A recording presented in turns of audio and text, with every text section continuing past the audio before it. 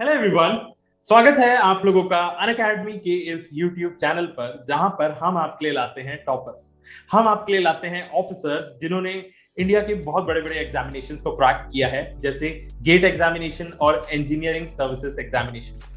जब भी कोई एक इंजीनियर निकलता है अपने कॉलेज से, उसे एक ना एक बार एक सपना रहता है कि यार 4 साल पूरा इंजीनियरिंग फील्ड को पढ़ा है, तो आप क्यों ना ऐसे ही फील्ड में जाया जाए जहां पर टेक्निकल से जुड़े रहे। तो इसी सपने के साथ कई लोग अपने अपने ब्रांचेस से GATE examination, engineering services examination को अटेम्प्ट करते हैं ताकि पीएसयूज में जॉब कर सकें, आईएएस ऑफिसर्स बन सकें, एमटेक कर सकें आईआईटी से। तो आज हमारे साथ एक ऐसे ही टॉपर बैठे हुए हैं जो हार्ड वर्क की मिसाल है, जो आप ही की तरह एक आम स्टूडेंट रहे हैं कई बड़े सपने लेके। सर, आपका बहुत बहुत स्वागत है। सबसे पहले आप अपने बारे में बताइए। जी सर, धन्यवाद। पहले तो आपका कि ऐसे कोरोना के टाइम पे इंटरव्यू लेने के लिए तो मौका नहीं मिल पा रहा था। मैं शांतनु शर्मा हूँ। मैं राजस्थान मेरा स्टेट है, टोंक मेरा जिला है, और टोंक जिले के अंदर एक मालपुरा तहसील है छोटी सी, उससे बिलोंग करता हूँ। मैं अपने तहसील से पहला आईएएस ऑफिसर हूँ। ठीक है, तो आईएएस 2020 में मेरा रैंक 16 है, और गेट 2020 में मेरा रैंक 80 था। इसरो जो 2020 हुआ उसमें भी मेरा रिटर्न क्लियर है, इंटरव्यू का रिजल्ट अवेटेड है। आरआईएनएल का भी मेरा रिटर्न क्लियर है, इंटरव्यू रिजल्ट अवेटेड है। बाकी एयरपोर्ट अथॉरिटी के 2 एग्जाम्स हैं, उनके भी इंटरव्यू मतलब सॉरी रिटर्न क्लियर हैं, और उनके भी रिजल्ट अवेटेड हैं। बहुत सही सर। मतलब स्टूडेंट्स यहाँ पर अच्छे से समझ सकते हैं कि सर नॉलेज का खजाना है। जो एग्जाम दिलाए हैं सब कुछ क्लियर हुआ है, बाकी सारे रिजल्ट्स बस अवेटेड हैं। क्लियर सर के हिसाब से सब है। तो आप ये जान लीजिए कि ये वीडियो कितना इंपॉर्टेंट होने वाला है। अगर आप तैयारी कर रहे हैं तो सर हर एक चीज बताने वाले हैं, हर एक छोटी छोटी बातें, टिप्स, ट्रिक्स, सब कुछ आपके साथ शेयर करेंगे। वीडियो अगर पसंद आए लाइक जरूर करिएगा, अपने दोस्तों के साथ शेयर जरूर करिएगा। सर, सबसे पहले मुझे आपसे ये जानना है कि वो दिन कैसा था आपका, जिस दिन रिजल्ट आया था। आप क्या कर रहे थे, क्या हुआ था उस दिन माहौल, क्योंकि आपने भी एफर्ट दिया है, थोड़ा सा टाइम लगा है, तो वो एक बहुत ज्यादा इच्छा रहती है ना कि रिजल्ट आए। तो वो दिन कैसा था, थोड़ा सा एक्सप्लेन करिए। देखो, ये पहले से इंटीमेशन हो गया था कि आज रिजल्ट आना है, तो मेरी हार्ट बीट सुबह से ही काफी तेज थी। एक्चुअली मेरी मम्मी को ये समझ आ गया था, मैंने मम्मी से सिर्फ शेयर किया, पापा को नहीं बताया था। तो मम्मी ने मुझे कहा कि हम जयपुर मतलब सिटी में शॉपिंग के लिए जा रही थी मम्मी, तो उन्होंने कहा तू चल, तू अकेला नहीं रह पाएगा घर पे, तू अकेला हैंडल करना मुश्किल होगा, चल। अब वो पूरा दिन जब हम शॉपिंग कर रहे हैं, मेरे दिमाग में वही चल रहा है कि कब मेरा फोन अगर रिंग होगा तो किसी फ्रेंड के फोन से ही रिंग होगा। अब डर बना रहता है, ठीक है, कि क्या होगा, क्योंकि एक रिजल्ट के ऊपर ही आपका वो पूरा आगे की जर्नी टिकी हुई है। ठीक है, तो जबकि अब राजस्थान में कभी नॉर्मल इलेक्ट्रिसिटी विभाग का एग्जाम है, आरबीवीएनएल का ई का, तो मैं उसकी वहां पर मतलब फाइनली 4-5 बजे के आसपास उसकी बुक शॉपिंग कर रहा हूँ कि भाई जो करंट जीके उसमें आएगा तो उसकी बुक्स ले आता हूँ। तो वो सब मैं लेने के बाद में जब बस में बैठ रहा हूँ दोबारा घर में लौटने के लिए, तब मेरे फ्रेंड का फोन रिंग होता है। तो मैंने कहा यार, इससे तो काफी दिन में बात कर गई। जब मैंने उसका फोन उठाया पूरी भरी लो फ्लोर बस में, उसने मुझे कहा अरे बॉस, आपका सिलेक्शन हो गया और आपकी 16 रैंक है। मैंने तब भी बिलीव नहीं किया। मैंने कहा यार 2 मिनट रुक, मैं दोबारा कॉल करता हूँ। तो मैंने पहले वो तुरंत मतलब यूपीएससी की वेबसाइट खोली, देखा नाम है, मैं तुरंत मेरे पापा और सामने बैठे थे, तो पूरी बस चिल्लाने लगी, हंसने लगे एकदम। मुझे तो रोना आ गया था कि पापा को भी। तो पूरा बस एकदम से कह रही है क्या हुआ क्या हुआ। फिर पूरी बस में सब मुझे बधाई दे रहे थे, तो काफी अच्छा लगा फिर तो बाद में कि ठीक है, एक जर्नी कंप्लीट हुई जो भी स्टार्ट की थी मैंने। बहुत फिल्मी कहानी लग रही है सर। मतलब बात वही है ना कि आप जा रहे हो, इतने साल से तैयारी कर रहे हो, बस में रिजल्ट आया, वो भी यूपीएससी के एग्जाम का रिजल्ट आया है, और आप बिल्कुल। इतनी खुशी में हो और सोच रहे हो कि अगले एग्जाम की तैयारी करने में लगे हो कि चाहे कुछ भी हो, निकालना ही है। तो वो रिजल्ट आया, बहुत खुशी रहती है सर। यही बात है कि आज हमारे यहाँ जो एस्पिरेंट्स देख रहे होंगे उनको भी एक खुशी मिले। अच्छे से मेहनत करिए, सारे डाउट सर आपके क्लियर करने वाले हैं, हर एक चीज आपके बताएंगे। पर सर, सबसे पहले आप ये बताइए कि आप मतलब कैसे आपने सोचा कि इस एग्जाम की तैयारी करेंगे, कब से आपने स्टार्ट किया था, कॉलेज में स्टार्ट किया, कॉलेज के बाद स्टार्ट किया, कौन से पोजीशन पे आपने देखा कि हाँ यार अब करना चाहिए, और क्यों करना चाहिए? देखो, मैं एमआईटी से बीटेक हूँ, Malviya national institute of technology Jaipur से। तो 2012 टू 16 वाला बैच रहा। उस टाइम इतना क्रेज मतलब गेट का होगा, बट इलेक्ट्रॉनिक्स में मेरी क्लास में किसी ने ज्यादा इंटरेस्ट दिखाया नहीं, क्योंकि कॉलेज प्लेसमेंट आसान थे लेना। तो हम आईटी में प्लेस होकर चले गए। अब जब वहां पहुंचे तो मेरे फ्रेंड्स जो इलेक्ट्रिकल ब्रांचेस के हैं मेनली, उनके रिजल्ट्स आने लगे। जो मेरे काफी क्लोज फ्रेंड है अभी, एक राहुल अग्रवाल, उसके AIR 2 है गेट में, जो मेरे साथ रहा है। तो वो जब तुम्हारे कोई बहुत ही क्लोज फ्रेंड निकलता है तो वो तुम्हें अंदर से इंस्टिट करता है कि जब ये कर सकता है तो फिर तुम क्यों नहीं। तो जब मैं 1-1.5 साल में रिजल्ट देखने लगा तो मुझे लगा कि भाई अब जब ये कर सकते हैं, दूसरा आईटी मेरा कोर सेक्टर नहीं है, मैं इलेक्ट्रॉनिक्स से बिलोंग करता हूँ, आईटी सिर्फ जॉब के लिए मैंने मूव किया। तो मुझे लगा कि अब ठीक है कि एटलीस्ट मैं अपनी ब्रांच में जाऊंगा तो होल लाइफ जो पढ़ा है उसी को अप्लाई कर पाऊंगा। ठीक है, वहां से जब मैं 2018 मैंने क्विट किया और फिर प्रिपरेशन स्टार्ट किया तो मेरे मन में विश्वास था। मैं हमेशा से, अब जैसे बताऊंगा मैं अभी की, एक रेलवे की वैकेंसी निकली जब मैं वहां पहुंचा, जिसके अंदर शायद काफी सारी आरआरबी जेईई का पेपर हुआ। मुझे अपने आप पे इतना कॉन्फिडेंस था कि मैं फॉर्म भर के उस पेपर को देने तक नहीं गया, जबकि मेरे दोस्तों की उसमें पोस्टिंग हुई। मुझे ये भरोसा था कि बनना है तो ईएएस बनना है, नहीं तो मैं दूंगा ही नहीं, कि जब मेरे फ्रेंड्स बन सकते हैं तो मैं क्यों नहीं। कि अब जब तो होगा वो देखा जाएगा। जबकि इतनी बम्पर वैकेंसीज मैंने मिस करी कि ठीक है, जब वो फ्रेंड्स हुए तो मुझे लगा शायद मैं भी जॉब में होता, तब भी मैं अपने मन को मनाता था कि नहीं, अब स्टार्ट करना है तो फिर सीधा ईएएस से करना है, कि एटलीस्ट ए लेवल से स्टार्ट करूंगा, ताकि वो मेरा जस्टिफाई हो सके कि मैंने किस चीज के लिए सब कुछ छोड़ा है। कुछ पाने के लिए जब आप कर ही रहे हैं तो फिर अपने आप को इतना मतलब अंडर एस्टिमेट नहीं करना चाहिए। ठीक है कि भाई कर सकते हैं और मेहनत करेंगे तो होता है, ये जरूर मैंने देखा है। बहुत सही सर, बहुत सही। मतलब वही बात है ना कि आप एक बार अपने एम को फिक्स कर लेते हो कि नहीं यार ये चाहिए ही। और खासकर ना आपके ना पीयर का ना बहुत ज्यादा इफेक्ट पड़ता है, मुझे ऐसा लगता है कि आप किस सराउंडिंग में रह रहे हो। जब आप देखते हो लोगों को कि इतने अच्छे अच्छे रैंक लेके आ रहे हैं, गेट में ला रहे हैं, ईएस में ला रहे हैं, और आप साथ में रहे हो, तो ये लगता है यार सही में मुझे भी करना चाहिए, मुझे भी आगे बढ़ना चाहिए। ये फील ना बड़ी जरूरी है लोगों के लिए, स्टूडेंट्स के लिए, कि वो लोग समझ सके इस बात को कि अपना ग्रुप बड़ा संभल के चुनना चाहिए, क्योंकि वही आपको पुश करता है कि आपको और अच्छा करना है, और अच्छा आप कर सकते हो। ये बड़ा जरूरी रहता है। फिर आपने ऐसी तैयारी करना चालू कर दिया, मतलब आपने इतने दिन तक अपना पढ़ाई छोड़ दिया था, आप जॉब कर रहे थे, उसके बाद अचानक से ये करना कैसे, मतलब कैसे, आपको क्या लगता है कि अगर यहाँ पर कोई है स्टूडेंट जो जॉब कर रहा है और सोचता है कि अब मुझे तैयारी करनी है, तो उसको कैसे अपने आप को स्विच करना चाहिए? क्योंकि सबसे बड़ी बात ये है ना सर कि आपके पास ना पैसे आने लगते हैं, और वो जब पैसे आने लगते हैं ना तो बड़ा डिफिकल्ट हो जाता है कि अब पैसे नहीं आएंगे, अब पढ़ाई करना है, जो कि बड़ा अनसर्टेन है। तो वो आपने ट्रांजिशन कैसे लाया और कि डिसीजन आपने क्या लिया, और यहाँ पर लोगों को क्या सजेस्ट करेंगे कि कैसे उसको स्मूथली किया जा सके? अब ये तो देखो पर्सन टू पर्सन वेरी करता है, बट मेरे साथ मुझे लगता है लाइफ में एक ही चीज अच्छी है कि मैं डिस्ट्रैक्ट बहुत कम होता हूँ। मैं मतलब ये नहीं अभी अगर कोई चीज हो जिससे पता चल सके, मैंने 2018 जब स्टार्ट किया प्रिपेयर करना, जब से लेकर के मैंने 2021 जिस दिन मेरा रिजल्ट आया उसके 10 दिन बाद मैंने फेसबुक लॉग इन किया है, लगभग 3 साल बाद। मैंने 3 साल तक फेसबुक पे लॉग इन नहीं किया। उसमें मेरे फ्रेंड्स के मैसेज हैं, हाय 3 इयर्स अगो।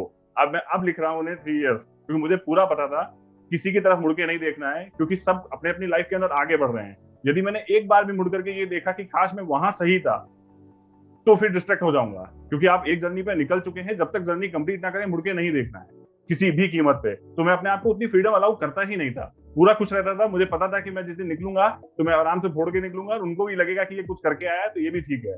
ऐसा नहीं कि वो ज्यादा फोन देखेंगे कोई आपका दोस्त यूएस पढ़ने चला गया है, कोई कहीं जर्मनी घूमने गया है, तो आप डिस्ट्रैक्ट होंगे कि अरे मैं होता तो मैं भी चला जाता।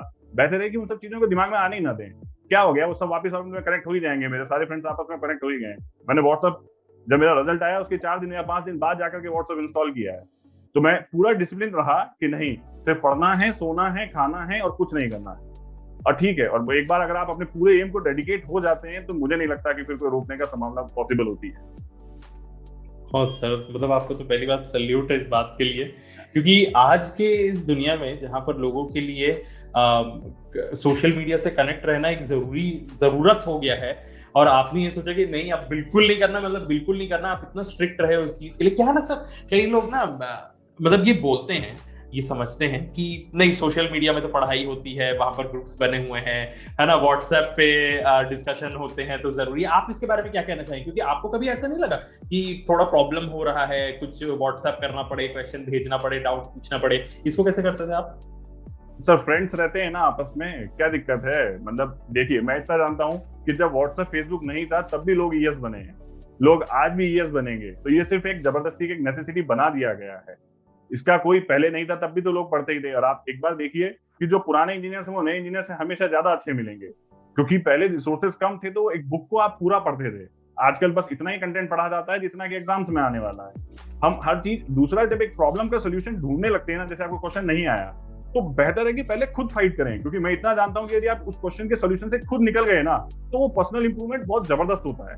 बजाय इसके कि तुरंत व्हाट्सएप उठा करके क्वेश्चन पूछ दिया, उसमें आपकी क्रिएटिविटी खत्म हो जाएगी। एटलीस्ट ईएस में, मैं ये प्रीलिम्स में तो नहीं, लेकिन गेट एग्जामिनेशन में तो ये बहुत ही ज्यादा इंपॉर्टेंट है कि आपकी क्रिएटिविटी ज्यादा हो, क्योंकि GATE is like a very good analytical paper. और बाकी सारे एग्जाम्स की जिस तरह से कट ऑफ बढ़ रही है, आपका एनालिटिकल ब्रेन भयंकर एक्टिव होना चाहिए। तो आप खुद से ही कम से कम थोड़ा टाइम तो दीजिए, क्वेश्चन ही तो है, आंसर तो होगा ही होगा, आज नहीं तो कल आ जाएगा, पर थोड़ा समय दीजिए, आएगा। और जिस दिन आएगा आपको लगेगा कि यार मजा आ गया, तो मुझे खुद से आया है तो बस फिर कोई दिक्कत ही नहीं है, फिर किसी से नहीं पूछना है। जब ज्यादा ही टाइम लग रहा है तो फिर आप टीचर से किसी को मेल कर सकते हैं या दोस्तों से पूछ सकते हैं, उसी में 90% तो खत्म हो जाता है। बहुत सही सर, मतलब आज तो स्टूडेंट का छोड़िए, मैं आपसे ज्यादा इंस्पायर हो रहा हूँ इस बात के लिए कि आज के समय में जहां पर हर चीज एकदम जरूरत हो गया है कि नहीं ये होना ही चाहिए, आपने इतनी अच्छी बात कही कि नहीं, अगर आप फिक्स हो किसी चीज के लिए, आप दुनिया को छोड़ सकते हो, 1 साल 2 साल 3 साल के लिए छोड़ दीजिए, आप अपने एम पे फोकस करिए। जिस दिन आपका पेपर निकलेगा, जिस दिन आप सक्सेसफुल होंगे, उस दिन सारे लोग वापस आ जाते हैं। आपने भी इस चीज को फील किया होगा, कहीं ना कहीं सबको ही वापस आ गए होंगे ना सर?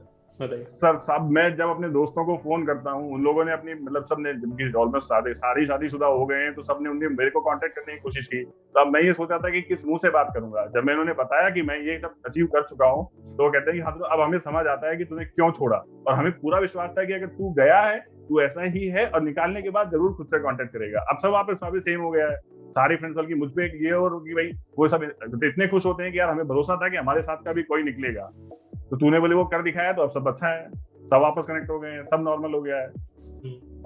अब तो बल्कि वो लोग भी आपको जानेंगे जो नहीं जानना चाहते हैं। जैसे अब मैं गांव में जब घूमता हूँ तो सब मेरी तरफ देख करके कहते हैं कि अरे, क्योंकि मैं पहला ईएस हूँ मेरे जिले से, तहसील से, तो सब कहते हैं कि अरे देखो ये वो है, ये इतने भाई एफर्ट डाला, ये पहला है, तो अब सब मुझे वो सम्मान से बुलाते हैं कि अरे यार ये तो काफी अच्छा कुछ कर गया।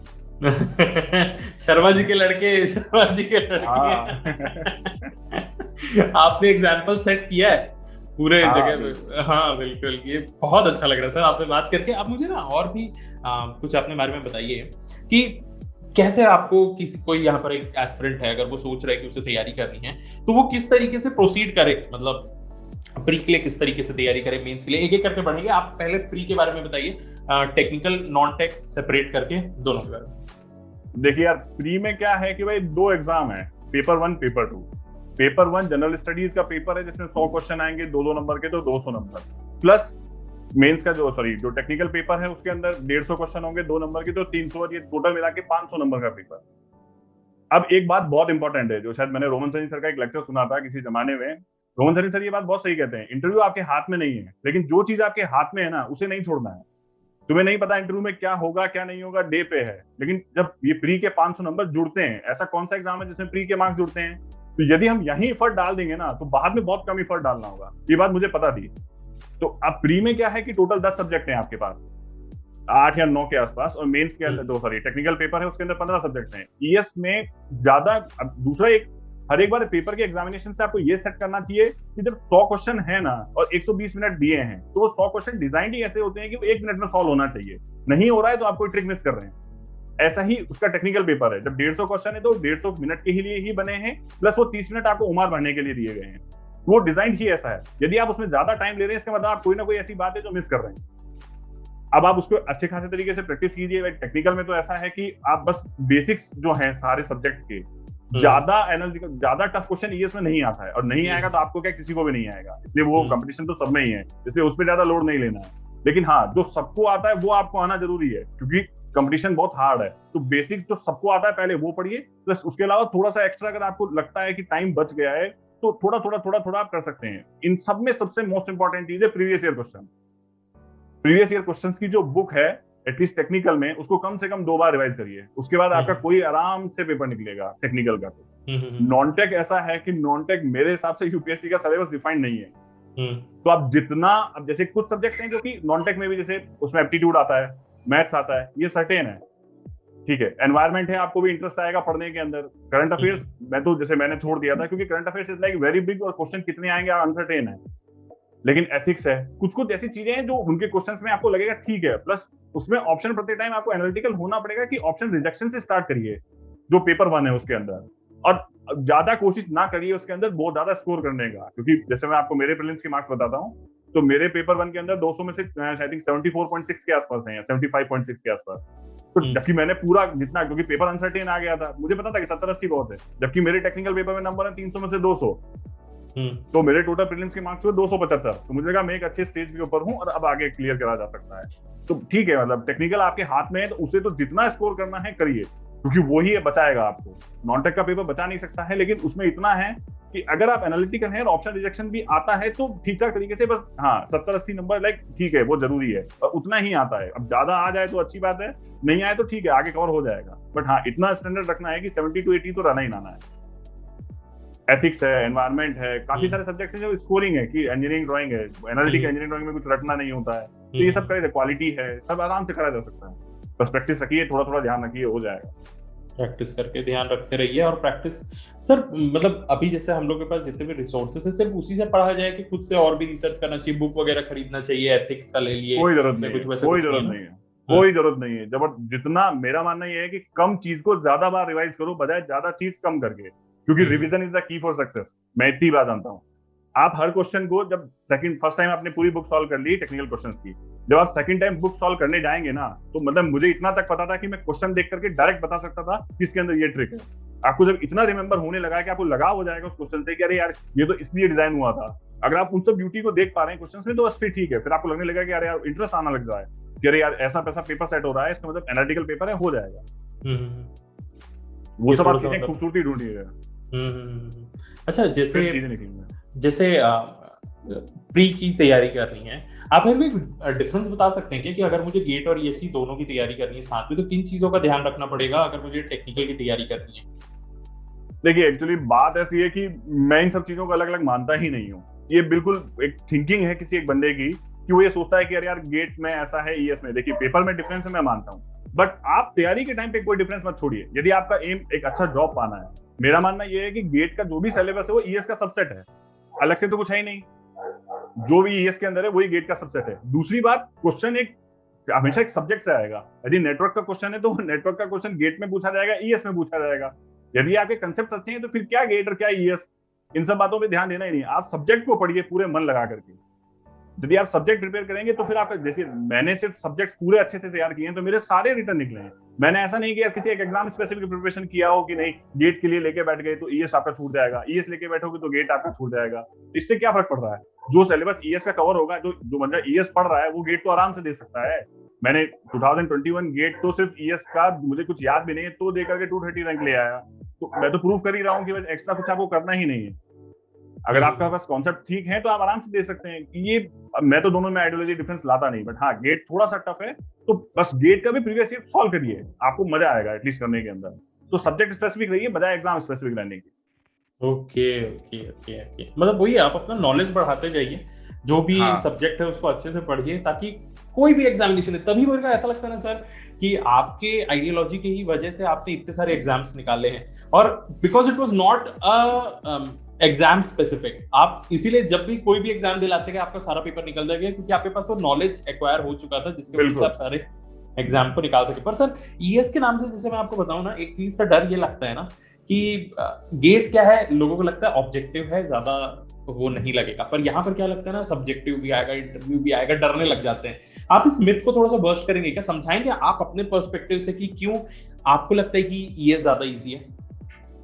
देखिए, पहली बात तो ये है कि ईएस एकमात्र ऐसा बेवकूफ टाइप एग्जाम है जिसमें प्रीलिम्स के मार्क्स जुड़ते हैं। लोगों को ये बात बहुत ध्यान से सुननी चाहिए। प्रीलिम्स में 2 नंबर का क्वेश्चन होता है मात्र, उसमें कुछ ज्यादा डिफिकल्टी है नहीं।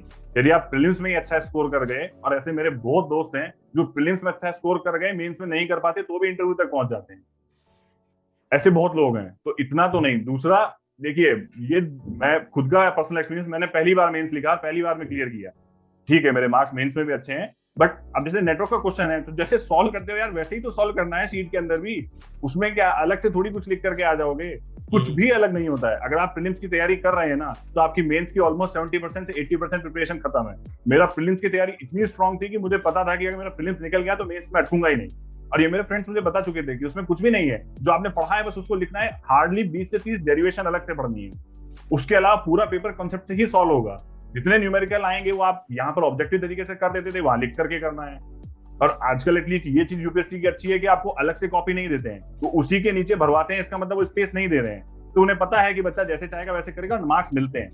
मुझे भी मिले हैं, सबको मिलते हैं। ये सब मतलब मुझे नहीं लगता कि ज्यादा मैटर करता है। अगर आपका प्रीलिम्स का प्रिपरेशन पूरा अच्छा है तो आपका मेंस का ऑलमोस्ट 70% वहीं कंप्लीट हो गया है। बॉदर करने की जरूरत ही नहीं है, आराम से बस हम्म। कुछ पर्टिकुलर डेरिवेशंस हैं बस वो अलग से पढ़नी होती है, बाकी आराम से क्लियर हो जाता है। ये बहुत सही कहा आपने, मतलब आपने इतने कॉन्फिडेंस से हम लोगों को समझाया ना कि ऐसा लग रहा है कि अब तो कोई भी दिलाए पेपर, अब तो शांतनु सर की बात मानेंगे, एकदम प्री पे फोकस करेंगे बहुत अच्छे तरीके से, और फिर आप सही में पेपर निकाल सकते हैं। बिल्कुल। अब देख, मैं बस एक चीज है कि टेस्ट सीरीज जरूर देनी चाहिए, हम्म। और हमेशा कोई भी जो एग्जाम है एटलीस्ट उसके 2 महीने पहले अपना सिलेबस कंप्लीट करो, ताकि बिल्कुल, मतलब मैंने जब गेट 2020 दिया था तो मैं ईएस दे करके आया 5 तारीख को, 12 तारीख को मेरा इसरो का एग्जाम था, 12 तारीख से लेकर के जब मेरा गेट का एग्जाम हुआ था 5 या 7 तारीख को, उन 20 दिन के अंदर मैंने एक किताब टच नहीं करी है, सिर्फ पेपर का सोल्यूशन, क्वेश्चन जो नहीं आए और वो देख रहा हूँ, बस कुछ नहीं कर रहा, सिर्फ टेस्ट टेस्ट टेस्ट टेस्ट। जब तुम टेस्ट सीरीज काफी अच्छे से अटेम्प्ट कर लेते हो टाइम के हिसाब से, तो फिर उस दिन ऐसा लगेगा कि अरे क्रिकेट में भी तो होता है कि सब प्रैक्टिस करते हैं, प्रैक्टिस इसकी ज्यादा अच्छी जा रही है, वो मैच में जाके स्कोर करेगा, अलग क्या है, कुछ भी तो नहीं है। आप जब प्रैक्टिस कर रहे हैं ओनली टेस्ट में, तो मेरे जब गेट की प्रीलिम्स में दे रहा था टेस्ट सीरीज, तो मेरे गेट की टेस्ट सीरीज में 70 मार्क्स टच होने लग गए, तो मुझे अपने आप में इतना कॉन्फिडेंस था कि यार अब तो कुछ बचा ही नहीं। और जब मैंने गेट 20 दिया तो मेरे मार्क्स आए 70.66, तो मुझे पता था कि अब कुछ, मतलब कुछ ऐसा लगा ही नहीं कि कुछ अलग हुआ, मुझे लगा बस जैसे नॉर्मल टेस्ट देता हूँ वैसे टेस्ट देके आ गया, कुछ आपको अलग से प्रेशर फील होगा ही नहीं। यदि आप प्रैक्टिस काफी ज्यादा करेंगे तो फिर सब नॉर्मल लगने लगता है। तो आपका क्या शुरू से ही मार्क्स बहुत अच्छे आने लग गए थे क्या, कि मतलब कैसे इंप्रूव करना चाहिए? टेस्ट सीरीज के बारे में अगर हम लोग डिस्कशन करें तो शुरू से बताइए कि कब स्टार्ट करना चाहिए, कौन से सब्जेक्ट से स्टार्ट करना चाहिए, और कैसे एनालिसिस करना चाहिए, और कैसे अपने मार्क्स को इंप्रूव करना चाहिए।